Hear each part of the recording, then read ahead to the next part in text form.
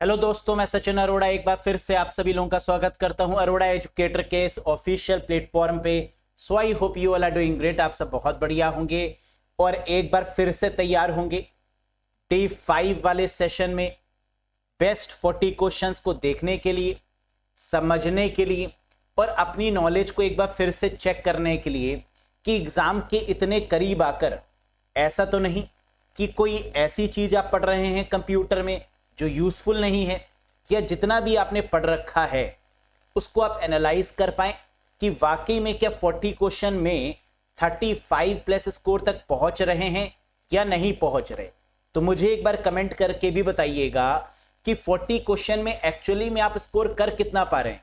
ये जानना मेरे लिए इसलिए भी जरूरी है ताकि फिर मैं उस लेवल से आपको पढ़ाऊं। अगर मुझे लग रहा है कि आप 40 में से 35 प्लस नहीं कर पा रहे हैं तो ये एक सोचने का विषय है, क्योंकि एग्जाम के इतने करीब आकर जहां मैं एक्सपेक्ट कर रहा हूं कि आप 40 में से 40 स्कोर करेंगे, 40 में से 40 क्वेश्चन सही करके आएंगे, ऐसा ना हो कि आप ऐसे मॉक टेस्ट को दे रहे हो जो कि यूजफुल नहीं है। क्योंकि काफी मॉक टेस्ट मैं भी देखता हूं तो मुझे लगता है ये तो एग्जाम का लेवल ही नहीं है।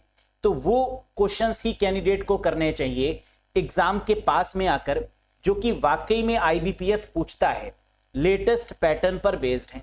अब बहुत ज्यादा हिस्ट्री बेस्ड क्वेश्चंस नहीं आते। कई सारी ऐसी बुक्स हैं जो बहुत समय से चली आ रही हैं, वहां से क्वेश्चंस का लेवल नहीं आता। अब पैटर्न बदल गया है आईबीपीएस का और इसी पैटर्न पर बेस्ड आपको पढ़ना होगा। देखते हैं डे 5 में कैसा स्कोर करते हैं आप लोग। Have a look. साथ ही साथ वो कैंडिडेट्स जो कि चाहते हैं कि पेपर का लेवल टफ आने पर भी हम बेहतर स्कोर कर पाएं और कॉन्सेप्ट वाइज पढ़ पाएं। देखो, कॉन्सेप्ट वाइज पढ़ने का एक फायदा ये होता है कि पेपर कहीं से भी आए, चाहे मेमोरी से ज्यादा क्वेश्चन आए, चाहे मैलवेयर से ज्यादा क्वेश्चन आए, चाहे ऑपरेटिंग सिस्टम से ज्यादा क्वेश्चन आए, या फिर MS Office, Word, Excel, PowerPoint से क्वेश्चन ज्यादा आए, तो आपको ये कॉन्फिडेंस होता है कि हमने कॉन्सेप्ट पढ़ रखा है तो क्वेश्चन कहीं से भी पूछ लें, आप पहले से तैयार होते हैं। और जहां पर इतने सारे सब्जेक्ट्स लगे हुए हो, रीजनिंग भी हो, इंग्लिश भी हो, मैथ्स भी हो, हिंदी वाले कैंडिडेट्स के लिए हिंदी भी हो, जीए जैसे भयंकर पोर्शन जिसको आप लोग लगातार पढ़ते हैं फिर भी बेटर स्कोर नहीं कर पाते, तो कंप्यूटर में तो कम से कम ये रिस्क ना लें कि कंप्यूटर में तो कम से कम 35 प्लस क्वेश्चंस को सही करके आए ताकि गेम चेंज हो पाए, ताकि आप बढ़िया स्कोर कर पाएं और दूसरों से आगे निकल पाएं, है ना। यहां मकसद क्या है? दूसरों से बेहतर स्कोर करना, यही आपकी प्लानिंग है और इसी को आपको एग्जीक्यूट करना है। लेकिन साथ ही साथ आपको कॉन्सेप्ट पर पकड़ भी बनानी है और तेजी से भी करना है, क्योंकि यहां टाइम बाउंडेशन भी एक फैक्टर है। तो टाइम को ध्यान में रखते हुए जल्दी से आपको अपने आंसर्स को सही करना होगा। बैच से अगर आप कनेक्ट करना चाहते हैं तो अरोड़ा एजुकेटर एप्लीकेशन इंस्टॉल कर लीजिएगा गूगल प्ले स्टोर या iOS स्टोर की मदद से, और फिर आप इस कोर्स से कनेक्ट कर सकते हैं। लिंक आपको डिस्क्रिप्शन बॉक्स और कमेंट बॉक्स में भी मिल जाएगा, जिस पर क्लिक करके डायरेक्टली आप इस कोर्स से, जो कि 499 का है आफ्टर डिस्काउंट, इसको आप एनरोल कर सकते हैं। वैलिडिटी रहेगी 12 मंथ्स। क्या ये कोर्स सफिशिएंट है? क्या इसके अलावा भी कुछ पढ़ने की रिक्वायरमेंट है? जी नहीं, ये कोर्स पूरी तरीके से सफिशिएंट है। इसके अलावा कंप्यूटर में तो आपको कुछ नहीं पढ़ना। चाहे आप आरबीआई का एग्जाम देने जा रहे हैं, IBPS, RRB, PO, clerk, scale 2, scale 3, सब सारे एग्जाम, इवन इंश्योरेंस वाले एग्जाम भी इस कोर्स से कवर हो जाएंगे।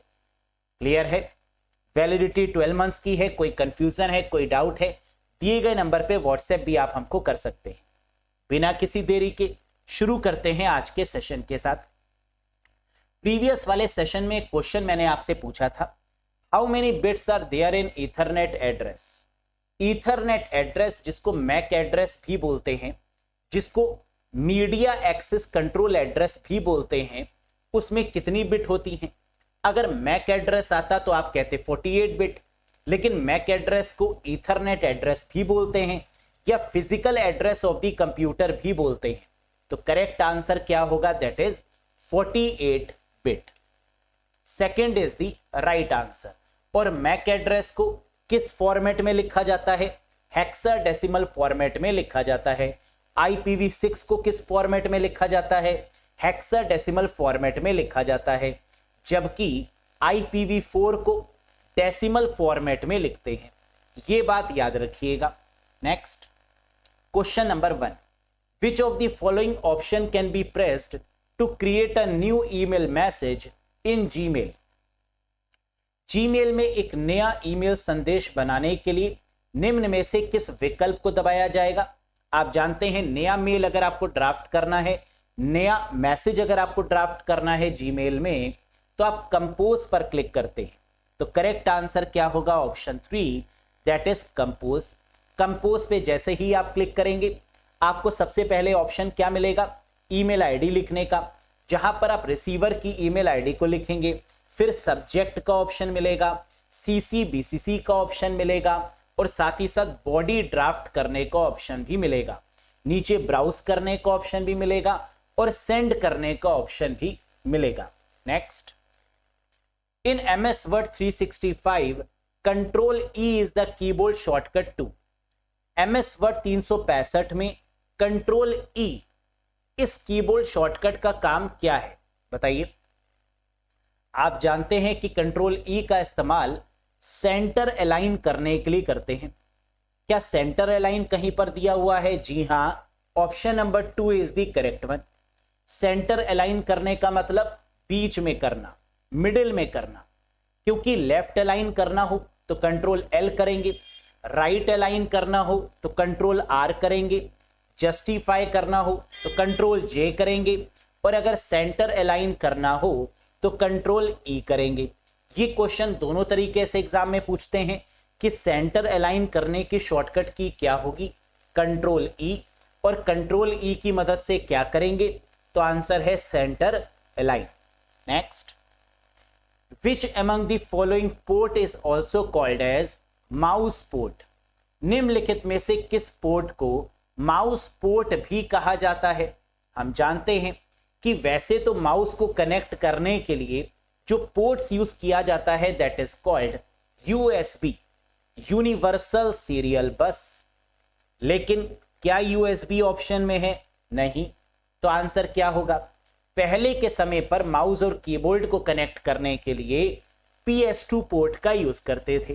तो इसका करेक्ट आंसर होगा PS2 पोर्ट, जिसको प्ले स्टेशन 2 के नाम से भी जानते हैं। तो करेक्ट आंसर क्या होगा? PS2 port. ये वाला जो पोर्ट है इसे बोलते हैं PS2। Next, a device that is used to connect a number of LAN is called. एक उपकरण जिसका उपयोग कई LAN को जोड़ने के लिए किया जाता है, इसे क्या बोलते हैं? और ये बहुत फेमस क्वेश्चन है, आता ही आता है। नंबर ऑफ LANs को जोड़ने के लिए जो डिवाइस होती है वो राउटर होती है। Number of local area network को जोड़ने के लिए जिस डिवाइस का प्रयोग किया जाता है वो डिवाइस राउटर है। और राउटर OSI मॉडल में किस लेयर पर काम करता है? तो आप कहेंगे नेटवर्क लेयर पर। राउटर और नेटवर्क लेयर में डेटा को कैसे ट्रांसफर किया जाता है? तो आप कहेंगे पैकेट्स की मदद से। राउटर का काम क्या होता है? तो आप कहेंगे किसी भी डेटा को सोर्स से डेस्टिनेशन तक पहुंचाने का काम राउटर का होता है ना? ये बातें याद रखिएगा। Next, which RAM used in computers और इन लैपटॉप? कंप्यूटर या लैपटॉप में कौन सी रैम का उपयोग किया जाता है? आजकल के टाइम पर कुल कितनी रैम मौजूद है मार्केट में? 3 प्रकार की, स्टैटिक रैम, डायनेमिक रैम और SD रैम, जिसको सिंक्रोनस डायनेमिक रैम के नाम से जानते हैं। तो क्वेश्चन है कि ऐसी कौन सी रैम है जो कंप्यूटर्स में, लैपटॉप में, स्मार्टफोन में यूज की जाती है? और आप जानते हैं इसका करेक्ट आंसर डायनेमिक रैम होगा। क्या होगा? Dynamic RAM. Sir static RAM क्यों नहीं होगा? क्योंकि स्टैटिक रैम का इस्तेमाल कैश मेमोरी को बनाने के लिए करते हैं। Which memory is used, which RAM is used for making a cache memory? Cache memory को बनाने के लिए कौन सी रैम यूज की जाती है? Static RAM. कंप्यूटर्स या लैपटॉप में कौन सी रैम यूज होती है? Dynamic RAM. जो क्लॉक होती है कंप्यूटर में, उसको सिंक करने का काम किसका होता है? एसडी रैम का, सिंक्रोनस डायनेमिक रैम का। क्लियर है? नेक्स्ट, फ्लैश मेमोरी इरेजेस डेटा इन यूनिट्स कॉल्ड। फ्लैश मेमोरी के बारे में आप जानते हैं? जी हां, आप जानते हैं कि EEPROM के एडवांस्ड वर्जन को फ्लैश मेमोरी बोलते हैं। आप जानते हैं फ्लैश मेमोरी के केस में 3 तरीके की डिवाइसेस को रखते हैं। कौन कौन सी? पेन ड्राइव, मेमोरी कार्ड और SSD। फ्लैश मेमोरी को फ्लैश मेमोरी क्यों बोलते हैं? क्योंकि इसमें डेटा को इरेज कर पाना काफ़ी आसान है, डेटा को लिख पाना भी आसान है और इरेज कर पाना भी आसान है। तो फ्लैश मेमोरी में डेटा को इरेज किसकी मदद से करते हैं? ब्लॉक्स की मदद से। करेक्ट आंसर क्या होगा? With the help of blocks. Next, the open source software version of Netscape is. Netscape का ओपन सोर्स सॉफ्टवेयर संस्करण कौन सा है? ओपन सोर्स का मतलब जो फ्री ऑफ कॉस्ट हो, जिसमें हम बदलाव भी कर पाए, that is called open source. Netscape company के द्वारा डेवलप किया गया जो ओपन सोर्स सॉफ्टवेयर है या ओपन सोर्स ब्राउजर है, वो कौन सा है? Mozilla Firefox. नाम तो सुना ही होगा, Mozilla Firefox. This is called open source. Chrome नहीं है, इंटरनेट एक्सप्लोरर भी नहीं है, सफारी भी नहीं है और एज भी नहीं है। Next, by default date and times are dash in a cell of an MS Excel sheet. Default रूप से MS एक्सेल शीट में सेल में जो दिनांक और समय है वो कहां पर होता है? वो किस साइड होता है? Left side, right side, centre, fill span, all of these, या आता है बताएंगे नहीं। करेक्ट आंसर होगा डेट और टाइम क्या है? नंबर्स। और MS एक्सेल शीट में जितने भी नंबर्स होते हैं वो राइट अलाइन होते हैं बाय डिफॉल्ट। तो करेक्ट आंसर होगा राइट अलाइन। डेट दिया हो, टाइम दिया हो या कोई नंबर्स दिए हो, ये सब आपके कैसे होते हैं? राइट अलाइन, राइट डायरेक्शन में होते हैं। Next, which application software is required to open a PDF file. PDF file को खोलने के लिए किस एप्लीकेशन सॉफ्टवेयर की आवश्यकता होती है? हम जानते हैं एप्लीकेशन सॉफ्टवेयर वो सॉफ्टवेयर होते हैं जिनका इस्तेमाल हम डेली लाइफ में करते हैं। MS Word, Excel, PowerPoint, Tally, PDFs, these all are called as application software. और PDF फाइल का मतलब portable document format. PDF portable file, portable document format, that is called PDF। और PDF files को open करने के लिए adobe reader की requirement है। किसकी? एडोब रीडर की। अब एक चीज और याद रखिएगा, एग्जाम में क्वेश्चन आता है कि ऐसी कौन सी फाइल है जिसमें कोई चेंजेस नहीं किए जा सकते, जिसमें कोई मॉडिफिकेशन पॉसिबल नहीं है। वैसे तो PDF फाइल में मॉडिफिकेशन पॉसिबल है, हम PDF फाइल को एडिट कर सकते हैं, लेकिन फिर भी PDF फाइल जब आप किसी को भेजते हैं तो उसमें कोई मॉडिफिकेशन नहीं होता, वो अपने आप फॉर्मेट नहीं होती। तो दैट इज वाई आंसर क्या होगा? PDF file. कौन सी फाइल सेंड करने में सबसे ज्यादा बेटर मानी जाती है? PDF file. PDF की फुल फॉर्म क्या है? पोर्टेबल डॉक्यूमेंट फॉर्मेट, याद रखिएगा। Next, which of the following is not a type of margin in MS word document. निम्नलिखित में से कौन सा MS वर्ड दस्तावेज में मार्जिन का प्रकार नहीं है? राइट, टॉप, सेंटर, लेफ्ट या none of these. Centre margin नहीं होती, राइट साइड होती है, टॉप में होती है, लेफ्ट में होती है, लेकिन बीच में कोई मार्जिन नहीं दी जाती। तो आंसर क्या होगा? सेंटर। मार्जिन की दोस्तों अगर हम लोग बात करें तो 5 प्रकार की मार्जिन होती है। कौन कौन सी? टॉप मार्जिन, बॉटम मार्जिन नीचे की तरफ, लेफ्ट मार्जिन, राइट मार्जिन और गटर मार्जिन। जिसमें क्वेश्चन आता है कि गटर मार्जिन क्या होता है। वैसे तो गटर मार्जिन टॉप में और लेफ्ट साइड में पाई जाती है। गटर मार्जिन होता है वो मार्जिन जो कि किसी बुक को बनाने के लिए, किसी फाइल्स को ज्वाइन करने के लिए, या जब कभी भी आप एक बुक बनाते हैं या कोई प्रेजेंटेशन बनाते हैं, है ना, और उसको क्या करते हैं, कंबाइन करते हैं, तो एक स्पेस देते हैं आप बीच में, 1 इंच की स्पेस। अब अगर ये स्पेस आप नहीं देंगे तो क्या होगा, बुक के केस में कैरेक्टर्स बीच में आ जाएंगे और फिर आपको बुक को फाड़ के देखना पड़ेगा ऐसे करके, है ना, कि कुछ कैरेक्टर्स दब तो नहीं गए। तो इसीलिए जब प्रिंट करते हैं तो वहां पर हम 1 इंच की बाय डिफॉल्ट मार्जिन छोड़ते हैं और इस मार्जिन को बोलते हैं गटर मार्जिन। तो बाइंडिंग के लिए प्रिंट करते टाइम जो मार्जिन छोड़ी जाती है that is called gutter margin. और बाय डिफॉल्ट ये कितने इंच की होती है, that is of 1 inch. Clear, very good. Microsoft Windows is a dash type of operating system. Microsoft Windows एक डैश प्रकार का ऑपरेटिंग सिस्टम है। Disk defragmenter, freeware, shareware, proprietary software या ऑल ऑफ दीज।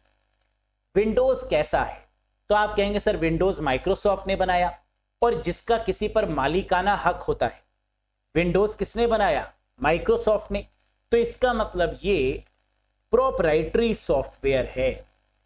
जिसके ऊपर कोई मालिक है वो प्रोप्राइटरी है, तो आंसर क्या बनेगा, that is called proprietary. Disk defragmenter क्या होता है, जो आपकी फाइल्स को यूज्ड स्पेस को और अनयूज्ड स्पेस को अलग अलग करता है, सिस्टम की परफॉर्मेंस को इंक्रीज करता है। ऐसे यूटिलिटी सॉफ्टवेयर को बोलते हैं डिस्क डीफ्रैगमेंटर। फ्रीवेयर क्या होता है, जो मुफ्त में मिलने वाले सॉफ्टवेयर हैं उसे फ्रीवेयर बोलते हैं, जैसे WhatsApp, Facebook, Instagram, Twitter free हैं, that is called freeware. Shareware ऐसे सॉफ्टवेयर होते हैं जो शुरुआत में तो फ्री हैं लेकिन बाद में आपसे पेमेंट मांगते हैं, जिन्हें ट्रायल वेयर भी बोलते हैं, शेयरवेयर भी बोलते हैं। ऐसे सॉफ्टवेयर कौन से हैं, जैसे एंटीवायरस, विनरैर, विनजिप, जो ट्रायल बेसिस पर तो आपको फ्री मिलते हैं 7 दिन के लिए, 15 दिन के लिए, लेकिन उसके बाद पेमेंट मांगते हैं, that is called shareware. Next, अब यहां पर हमने बताया भी है कि ओपन सोर्स सॉफ्टवेयर कौन से होते हैं जो फ्री ऑफ कॉस्ट हैं, जिसमें अगर आपको नॉलेज है तो आप चेंजेस भी कर सकते हैं। ओपन सोर्स जैसे लाइनेक्स, जावा, पीएचपी, ब्लेंडर या फायरफॉक्स। प्रोप्राइटरी का मतलब जिस पर कोई मालिकाना हक है, जैसे विंडोज जिसमें आप कोई बदलाव नहीं कर सकते, आईट्यून्स एप्पल का कोई बदलाव नहीं कर सकते, गूगल अर्थ, स्काइप या Mac operating system, these are called proprietary software. Next, the IP address dash is used by host when they are being booted. IP address dash को उपयोग होस्ट द्वारा बूट किए जाने पर किया जाता है। Very important question. जब हम कंप्यूटर को बूट करते हैं, ऑन करते हैं, तो उस समय क्या कोई आईपी एड्रेस इस्तेमाल किया जाता है? नहीं, उस समय 0000 ये आईपी एड्रेस होता है। तो करेक्ट आंसर क्या होगा? 0.0.0.0 इज द करेक्ट आंसर। जबकि ब्रॉडकास्ट एड्रेस अगर आपसे पूछें कि इनमें से ऐसा कौन सा एड्रेस है जो ब्रॉडकास्ट एड्रेस है, तो आंसर होगा 255.255.255.255। सभी ऑक्टेट में 255, थर्ड वाला ऑप्शन ये होगा ब्रॉडकास्ट एड्रेस। 127.0.0.1 ये आप जानते हैं लूप बैक एड्रेस है, जिसको क्लास ए में रखा जाता है।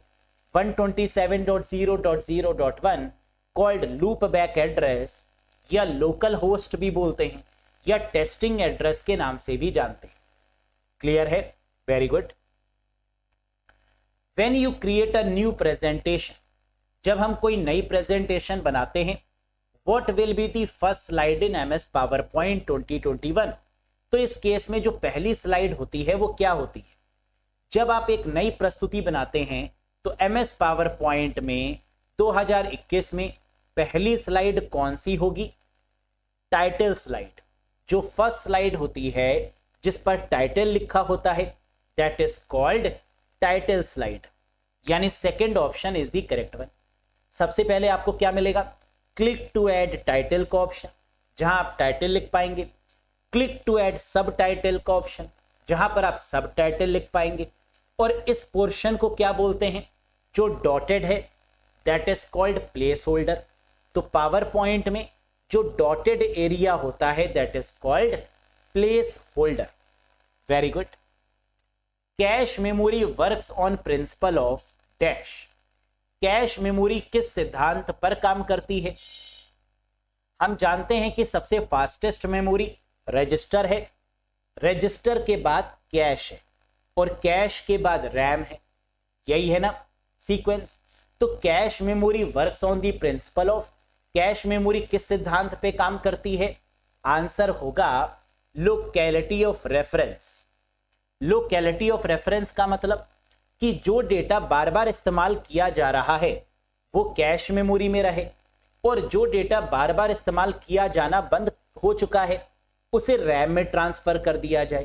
That is called locality of reference. Sir ऐसा क्यों किया जाता है? क्योंकि कैश मेमोरी का साइज कम होता है, इसीलिए हम कैश मेमोरी में उसी डेटा को रखते हैं जिसका इस्तेमाल बार बार किया जाना है, या जिसका इस्तेमाल हम रोज कर रहे हैं फाइल का, उसको हम कैश मेमोरी में, हमारा कंप्यूटर ऑटोमेटिकली उस फाइल को कैश मेमोरी में रखता है। और इस सिद्धांत को क्या बोलते हैं? Locality of reference. क्लियर है?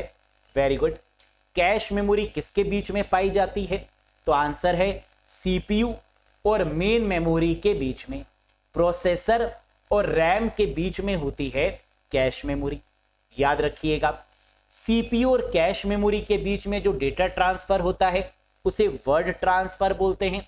कैशे और मेन मेमोरी के बीच में जो डेटा ट्रांसफर होता है उसे ब्लॉक ट्रांसफर के नाम से जानते हैं। ये भी बात याद रखिएगा, और ये हम आपको पहले भी बता चुके हैं। Next, who invented RAM and ROM. RAM और रोम का आविष्कार किसने किया? बताइए। Tim Berners-Lee? जी नहीं, ये तो www के फाउंडर हैं, HTTP के फाउंडर हैं Tim Berners-Lee. Reynold B Johnson? नहीं, ये तो हार्ड डिस्क के फाउंडर हैं, Reynold B Johnson. Robert Heath Dennard? Yes, ये हैं रैम और रोम के फाउंडर, यानी third option is the correct one. Robert Noyce integrated circuit के फाउंडर, और रैम और रोम के फाउंडर कौन? नमस्ते अंकल जी, कैसे हैं आप? Robert Heath Dennard. ये ठीक। Next, which of the following does operating system not manage. निम्नलिखित में से कौन सा ऑपरेटिंग सिस्टम प्रबंधित नहीं करता है? ऑपरेटिंग सिस्टम क्या मैनेज नहीं करता? बहुत फेमस क्वेश्चन है ये, अक्सर आईबीपीएस पूछता है। Very very famous one.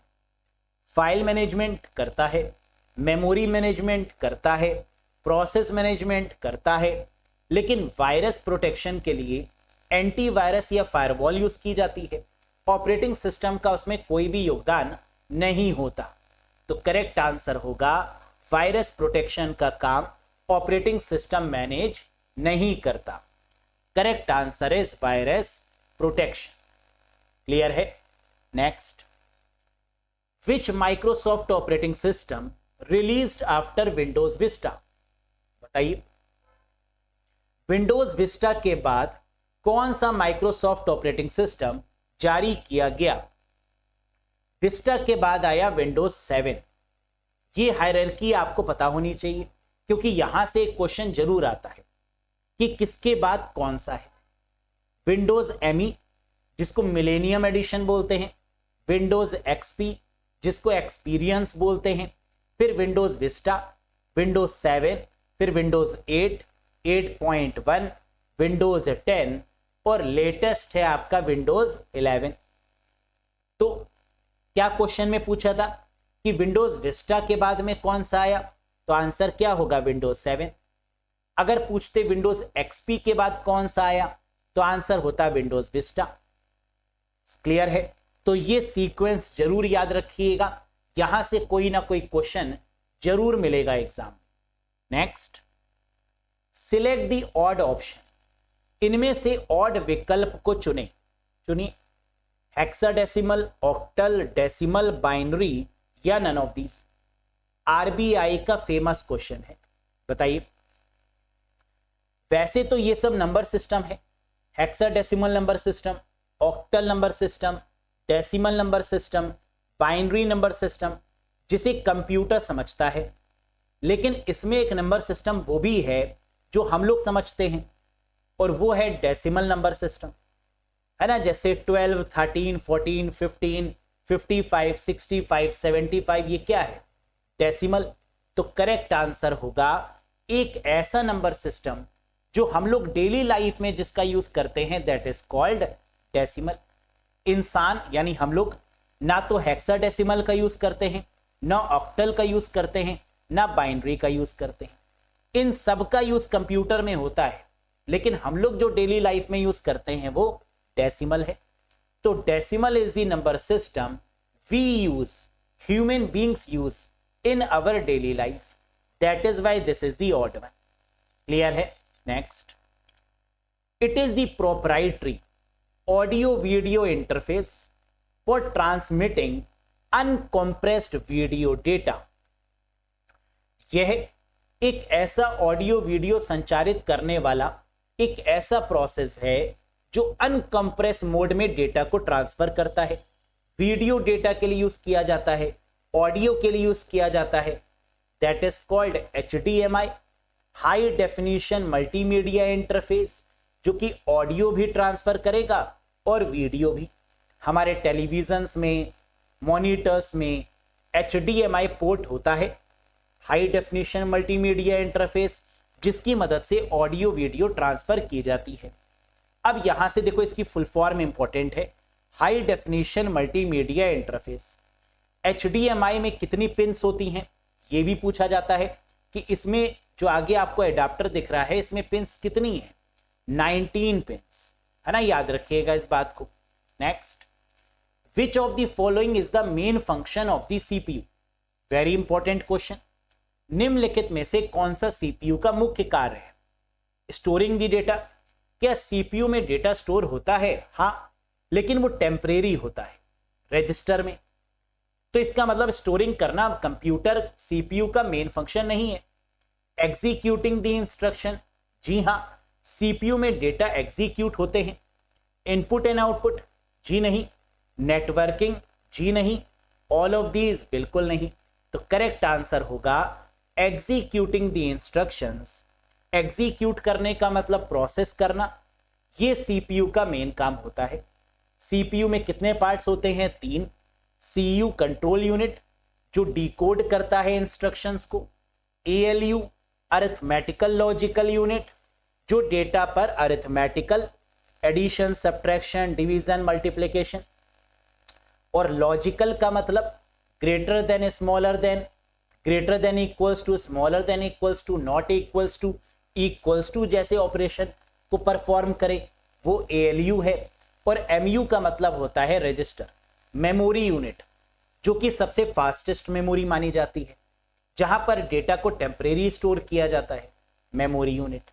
Next, which shortcut key is used to open incognito mode in Google Chrome? Google Chrome में इनकॉग्निटो मोड को ओपन करने की शॉर्टकट की बताइए। आता ही आता है ये क्वेश्चन।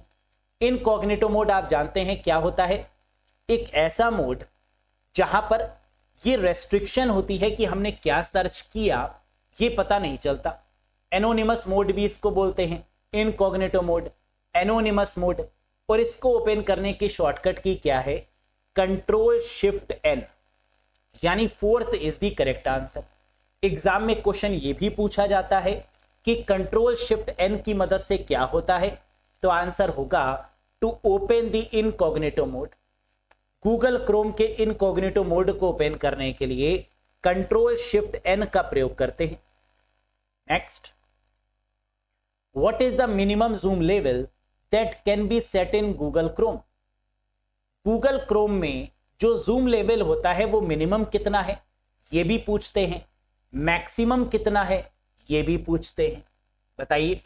तो गूगल क्रोम में जो जूम का लेवल है मिनिमम 25% है, 25% है, इससे कम नहीं हो सकता। तो आंसर क्या होगा 25% मिनिमम जूम लेवल। लेकिन गूगल क्रोम के केस में मैक्सिमम जूम लेवल कितना है? What is the maximum zoom level that can be set in Google Chrome? Google Chrome में अधिकतम जूम स्तर कितना सेट किया जा सकता है? 500%। मैक्सिमम कितना? 500 और मिनिमम कितना? 25%। Next, which program is used by search engine to reach the website? वेबसाइटों तक पहुंचने के लिए सर्च इंजन द्वारा किस प्रोग्राम का उपयोग किया गया या किया जाता है? ये तो प्रीवियस ईयर का क्वेश्चन है, आपको पता होना चाहिए कि ऐसा कौन सा प्रोग्राम या सॉफ्टवेयर है जो सर्च इंजन को वेबसाइट तक पहुंचाता है और इंफॉर्मेशन को निकाल के लाता है। इसको बोलते हैं वेब क्रॉलर। वेब क्रॉलर भी सही है और वेब स्पाइडर भी सही है। तो स्पाइडर अगर दिया हो तो भी सही और वेब क्रॉलर अगर दिया हो तो वो भी सही, यानी correct answer is option number 3। Web crawler जो क्रॉल करता है और वेब स्पाइडर जो कि सर्च करता है इंफॉर्मेशन को और सर्वर से आपके लिए खोज के लाता है, spider. Next, a dash is the smallest unit that can B accessed on a storage device like hard disk.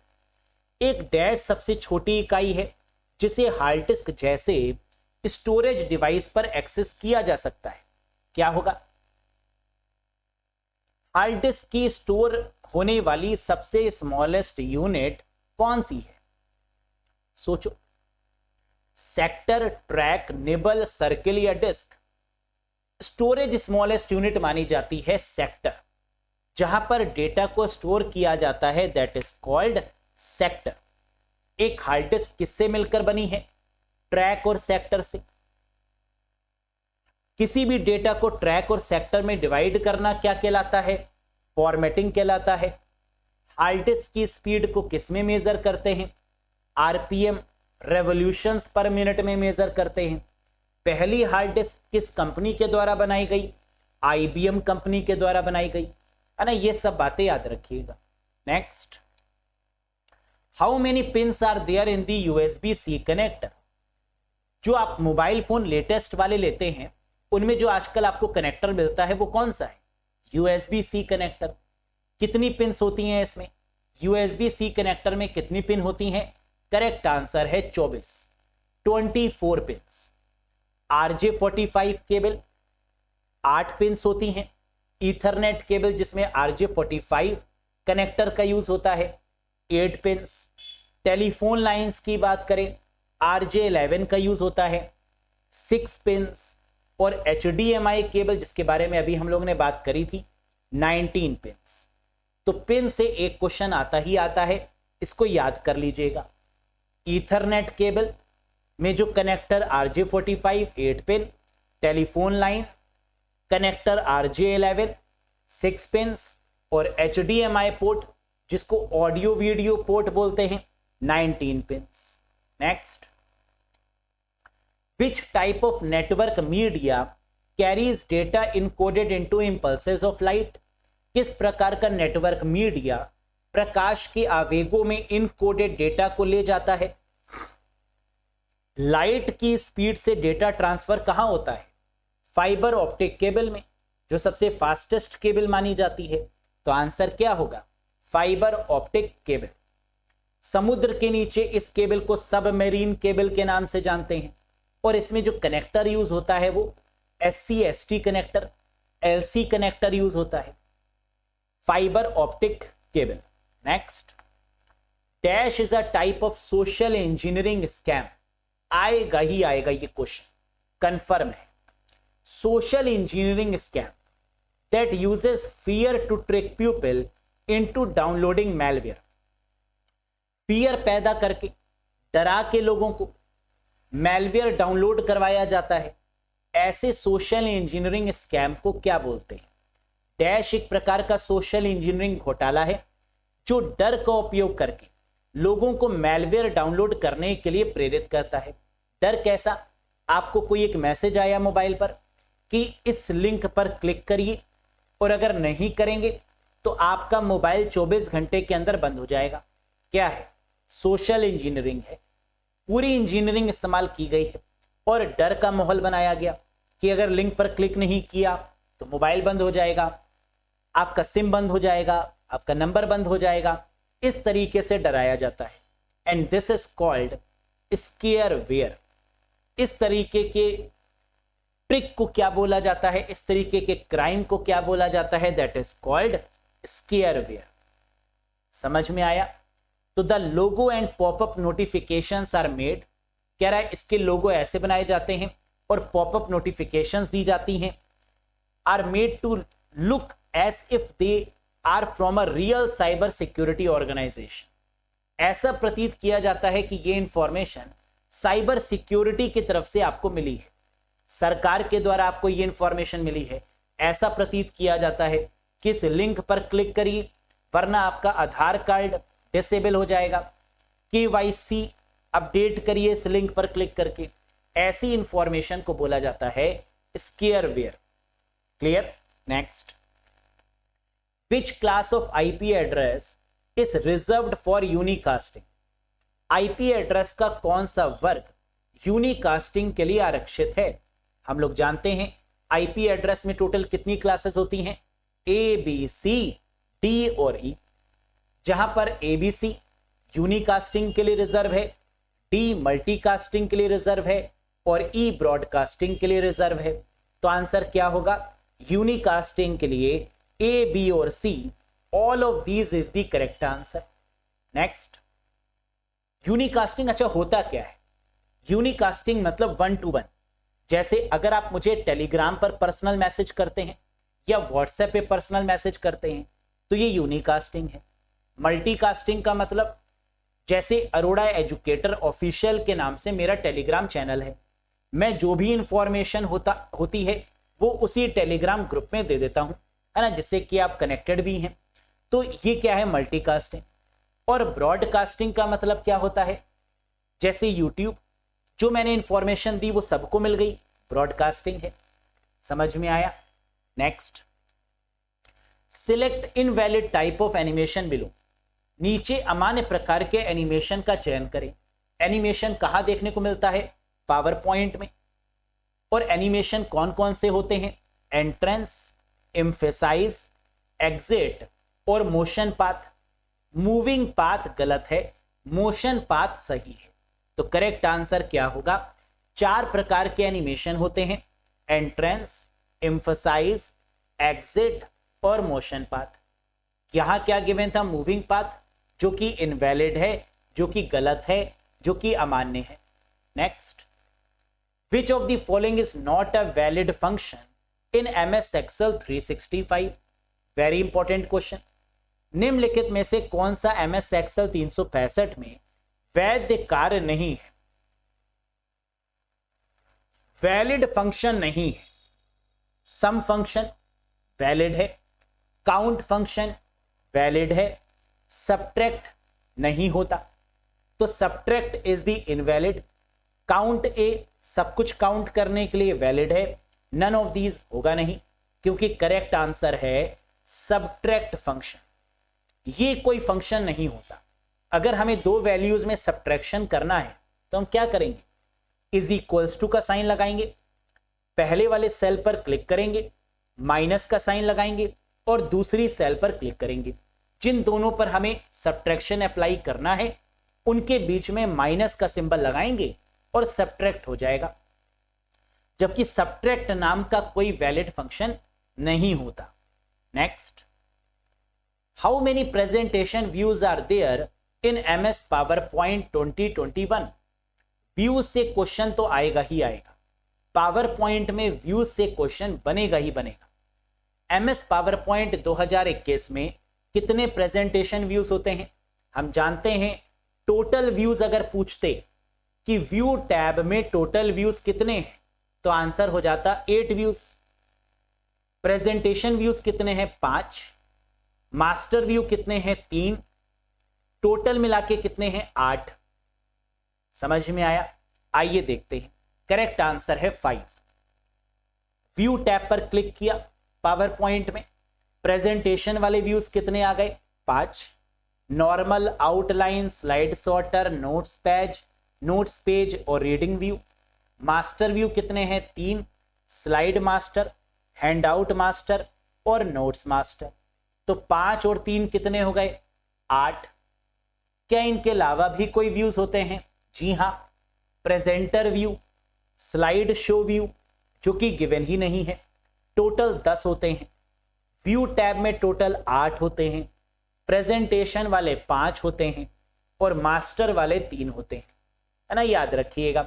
और एक सबसे इंपॉर्टेंट क्वेश्चन, ऐसा कौन सा व्यू है जिसमें सारी स्लाइड एक साथ स्क्रीन पर आ जाती हैं? जल्दी बताओ। ऐसा कौन सा व्यू है जिसमें स्लाइड्स को थंबनेल फॉर्म में देख सकते हैं एक साथ? स्लाइड सॉर्टर व्यू, जो कि सबसे इंपॉर्टेंट व्यू माना जाता है, slide sorter view. Next, how to view the source code of a website. बहुत फेमस क्वेश्चन, किसी वेबसाइट का सोर्स कोड कैसे देखें?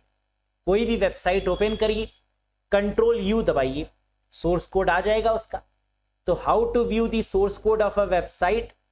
कंट्रोल प्लस यू, यानी 4th option is the correct one. Control U की मदद से वेबसाइट पर हम क्या करते हैं, यह भी क्वेश्चन आता है। तो आंसर है व्यू दी सोर्स कोड, सोर्स कोड को देखते हैं। और अगर क्वेश्चन ये आए कि सोर्स कोड को ऑब्जेक्ट कोड में कन्वर्ट करने का काम किसका है, तो आंसर क्या होगा? कंपाइलर और इंटरप्रेटर, जो कि सोर्स कोड को ऑब्जेक्ट कोड में कन्वर्ट करता है। Next, in a spreadsheet letters are used to represent. एक स्प्रेडशीट यानी एक्सेल शीट में अक्षरों का प्रतिनिधित्व करने के लिए किसका उपयोग किया जाता है? बताओ। एक्सेल शीट में लेटर्स को किससे डिनोट करते हैं? कॉलम से। कॉलम्स किससे डिनोट करते हैं? लेटर से। A B C D E F 1 2 3 4 क्या होता है? रोज। तो आंसर क्या बनेगा? कॉलम्स। देखो, A B C D E F G H ये क्या है? कॉलम्स। और 1 2 3 4 5 6 ये क्या है? नंबर्स, जो कि रोज को डिनोट करते हैं। तो लेटर पूछ रहा था, लेटर का मतलब ABCD यानी columns is the correct answer. Next, in MS Word 365 which shortcut key is used to remove the paragraph formatting? ये तो आपको पता होगा क्योंकि प्रीवियस ईयर का क्वेश्चन भी है। MS Word 365 में पैराग्राफ की फॉर्मेटिंग को हटाने के लिए किस शॉर्टकट की का प्रयोग करते हैं? पैराग्राफ में अगर आपने बोल्ड किया है, इटैलिक किया है, अंडरलाइन किया है और इसको रिमूव करना चाहते हैं तो कंट्रोल क्यू का प्रयोग करेंगे। क्या आंसर होगा? Control plus Q to remove the paragraph formatting. ये क्वेश्चन ऐसे भी पूछते हैं कि कंट्रोल क्यू का इस्तेमाल MS वर्ड में क्यों करते हैं? तो आंसर होगा to remove the paragraph formatting. दोनों तरफ से याद होना चाहिए। Next, What is the maximum file name length in Windows 7, Windows 8, Windows 10 और Windows 11? ये क्वेश्चन RBI में तो पूछते ही पूछते हैं, है ना। ऐसा क्वेश्चन है जिसमें ऐसा कोई पेपर हुआ ही नहीं जिसमें RBI में ये क्वेश्चन ना आया हो। तो बताइए, maximum file name length in Windows, आप फाइल बनाते हैं विंडोज 7, 8, 10 और 11 के केस में मैक्सिमम फाइल नेम की लेंथ कितनी हो सकती है? कितना बड़ा नाम आप दे सकते हैं फाइल को? 260 कैरेक्टर्स का मैक्सिमम। लेटेस्ट वाले वर्जन्स में 7, 8, 10 और 11 में 260 कैरेक्टर होगा करेक्ट जवाब। Next, what was the original name of Google search engine? Google search engine का जो ओरिजिनल नेम है, जो टीम मेंबर्स उसको बुलाते हैं, वो क्या है? स्पाइडर, पेजरिंग, क्रॉलर, बैकरब या none of this? Correct answer होगा बैकरब। गूगल सर्च इंजन का दूसरा जो नाम है वो क्या है? बैकरब है ना, याद रखिएगा, बहुत फेमस है। Google was originally called BackRub. Next, in MS Word 2019 या 2021 which tab includes option like new window, arrange all या split? MS Word 2019 या 2021 में किस टैब में new window, arrange all, split जैसे विकल्प शामिल हैं? क्या होगा answer? Insert, review, references, view या नन ऑफ दिस? कैसे याद रखें? विंडो, विंडो से आप क्या करते हैं? विंडो मतलब खिड़की, खिड़की से आप बाहर या अंदर देखते हैं। देखने का मतलब व्यू, नजारे देखते हैं ना, दृश्य देखते हैं, नजारे, एटमॉस्फेयर कैसा है, हवा फील करते हैं विंडो से। तो व्यू का मतलब क्या हो गया? विंडो का मतलब क्या हो गया? View tab. तो क्लू बना के याद रखेंगे तभी एग्जाम में कर पाएंगे, है ना, वरना इतने ज्यादा क्वेश्चंस हैं, कंफ्यूज हो जाएंगे।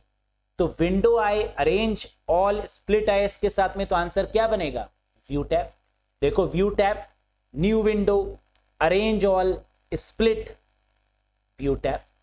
Next, which of the following memory chip is faster? निम्नलिखित में से कौन सी मेमोरी चिप सबसे तेज है? There is no certainty, D RAM, S RAM, S S D, none of these. सबसे तेज कौन सी है? रजिस्टर है ही नहीं। फिर इसके बाद RAM, static RAM, dynamic RAM, इन दोनों में से ही कोई करेक्ट आंसर होगा। तो स्टैटिक रैम फास्टर है या डायनेमिक रैम? तो आपको पता है स्टैटिक रैम इज फास्टर। क्यों? क्योंकि स्टैटिक रैम का यूज करते हैं कैश मेमोरी को बनाने के लिए, तो आंसर क्या होगा? Static RAM. जबकि डायनेमिक रैम का यूज करते हैं, अभी बताया था, कंप्यूटर्स में, लैपटॉप में, इनमें यूज करते हैं। तो फास्टेस्ट कौन सी है? Static RAM. समझ में आया? Very good. Next, vendor created program modifications are called. विक्रेता द्वारा निर्मित प्रोग्राम संशोधनों को क्या बोला जाता है? प्रोग्राम मॉडिफिकेशंस का मतलब, आप जानते हैं कि सॉफ्टवेयर में लगातार मॉडिफिकेशंस किए जाते हैं, और ये मॉडिफिकेशन अगर वेंडर करे, जो बना रहा है, मैन्युफैक्चरर या वेंडर अगर ये मॉडिफिकेशन करता है, तो इसे क्या बोलते हैं? पैचेस, एंटीवायरसेस, होल्स, नेट्स या none of these? Correct answer होगा पैचेस। पैचेस का मतलब आप जानते होंगे क्या होता है। कई बार सॉफ्टवेयर बनाने के बाद में कुछ एरर आती है, कई बार वर्जन बनाने के बाद में पता चलता है कि ये इस वर्जन में ये एरर आ गई। अब उसके रिगार्डिंग ये अपडेट्स देते हैं आपको कि नया वर्जन इंस्टॉल कर लो, है ना, आता है ना मोबाइल में नए अपडेट्स। ये क्या है? ये पैचेस ही तो हैं। ये जितने भी अपडेट आ रहे हैं, ये क्या कर रहे हैं? किसी ना किसी प्रॉब्लम को सॉल्व कर रहे हैं। कोई ना कोई ऐसी प्रॉब्लम रही होगी जो कि नए अपडेट में उसको सॉल्व कर दिया गया होगा, है ना, उसको सुधार दिया गया होगा। तो that is what we called patches. Clear है? तो इसी के साथ 40 क्वेश्चंस कंप्लीट होते हैं। आउट ऑफ 40 आपने कितना स्कोर किया, एक बार कमेंट करके बताइएगा। साथ ही साथ ये रहा क्वेश्चन ऑफ द डे, जो कि बहुत फेमस क्वेश्चन है, और मैं उम्मीद करता हूं कि इसका आंसर आपको पता होना चाहिए। क्या है? In Excel the keyboard shortcut for creating a chart from a selected cell is called. Excel में चयनित सेल से चार्ट बनाने के लिए किस कीबोर्ड शॉर्टकट का प्रयोग करते हैं? आपके पास एक टेबल है, उस टेबल से आपको चार्ट बनाना है, उसके लिए क्या कोई फंक्शन की अवेलेबल है, और अगर हां तो कौन सी? F3, F5, F7, F11 या नन ऑफ दीज? क्या होगा करेक्ट आंसर? कमेंट बॉक्स में कमेंट करके जरूर बताइएगा अगर पता है तो। कैसा लगा आपको यह सेशन? पसंद आया हो तो लाइक करिएगा, चैनल पर नए हो तो सब्सक्राइब जरूर करिएगा, और साथ ही साथ किसी भी क्वेश्चन में कोई भी डाउट है कमेंट सेक्शन में पूछ सकते हैं। बैच से एनरोल करना है, बिल्कुल कर लीजिएगा। अरोड़ा एजुकेटर एप्लीकेशन को इंस्टॉल कर लीजिएगा, फिर इस कोर्स से कनेक्ट हो जाइएगा, जिसमें आपको theory, concept, MCQs, topic wise सब कुछ यहां पर आपको देखने को मिलेगा। Full fledge course. और आप बस पढ़ने के बाद यही बोलेंगे, सर क्या पेपर आपको पहले से पता था? तो डिक्लेरेशन यही है, पेपर पहले से पता नहीं होता है, बस एक्सपीरियंस है जिसकी मदद से हम आपको बता सकते हैं कि एग्जाम में जो क्वेश्चन आएंगे वो यही आएंगे, एग्जाम में जो पैटर्न रहेगा वो यहीं से पूछेंगे, है ना। और इसी के लिए कोर्स डिजाइन किया जाता है कि आपको वो स्टडी मिले जो कि एग्जाम ओरिएंटेड है, क्योंकि कंप्यूटर तो बहुत वाइड है। क्या पढ़ें, इससे ज्यादा ये इंपॉर्टेंट है क्या छोड़ें, क्या ना पढ़ें। जिससे कि समय बचे और बिल्कुल exam oriented to the focus पढ़ा जाए। क्योंकि मेन एम क्या है, 40 में से 40 क्वेश्चन को सही करना, एक भी गलत ना हो, तभी तो फायदा है पढ़ने का, है ना। अगर गलत हो गया तो पढ़ने का फायदा ही क्या। तो ऐसा कंसंट्रेशन बना के आपको पढ़ना होगा ताकि full out of full score करें। और आप ही लोग तो करते हैं full out of full score. Competition बढ़ाने वाले हैं कौन, आप हैं। और ये कॉन्फिडेंस मुझे कैसे आता है कि आप 40 में से 40 स्कोर करेंगे, 40 में से 40 सही करेंगे। क्योंकि एग्जाम देने के बाद जब आप एनालिसिस जब मैं करता हूं तो आप बताते हैं ना कि सर 37 सही हुए, 38 क्वेश्चन सही हो गए, सर 40 में से 40 सही हो गए। तो इस बार भी यही मैं सुनना चाहता हूं कि सर फिर से एक बार 40 में 40 क्वेश्चंस को सही कर पाए। Thank you very much sir. बस यही तो चाहता है एक टीचर। यस, तो मुझे वादा करिए कि सर इस बार भी बेटर स्कोर करेंगे। और इन सेशंस की मदद से कॉन्फिडेंस बूस्टअप हो रहा होगा, हो रहा है या नहीं, कमेंट करके बताइएगा। तो लाइक जरूर करिएगा, सब्सक्राइब करिएगा, शेयर कर दीजिएगा अपने फ्रेंड्स के साथ में ये सेशन पसंद आया हो तो, मेहनत पसंद आ रही हो तो, राइट। बहुत जल्द मिलेंगे एक नए सेशन के साथ। Till then bye bye and take care. Thank you very much guys.